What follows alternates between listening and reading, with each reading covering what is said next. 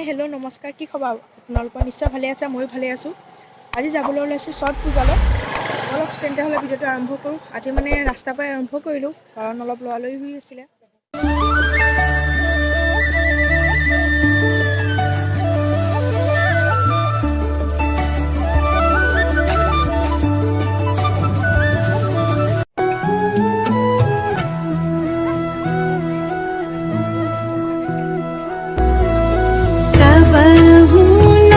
छुट्टी छठी मैया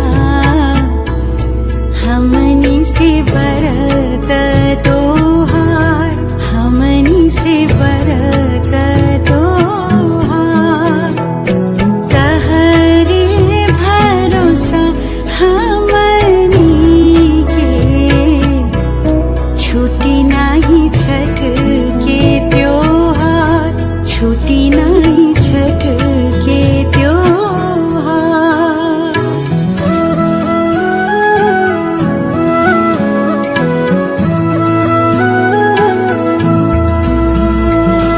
अपने शरण में ही रखिया, दीहा आशीष हजार, दीहा आशीष चाकी बन्ती जलाई दिलो और यार छठ पूजात केने धৰণৰ नियम नीति करे आपलोকক देखाइছো भिडिओটো चाइ দিব।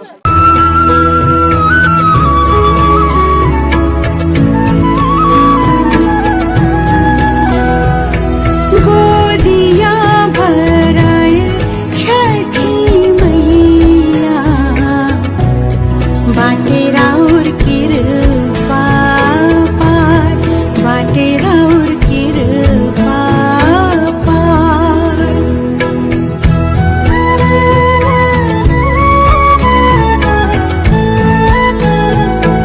आमी इतिया आही घर पालोही छठ पूजार पा।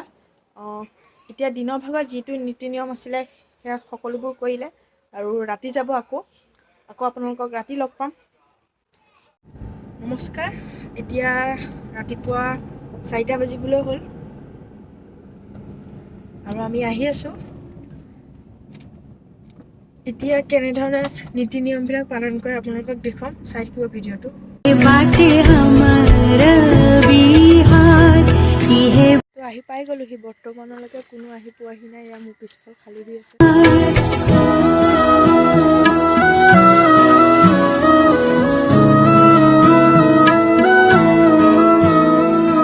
हलवा दौरवा सजा के आईनी हम घाट पे तोहार, आईनी हम घाट पे तोहार। दिहनिया रघ छठी मैया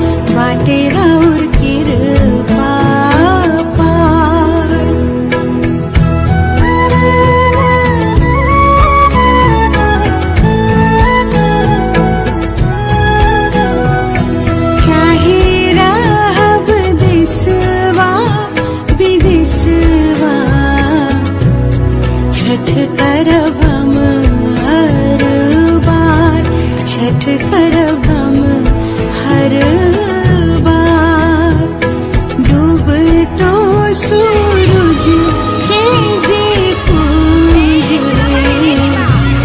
तिल बा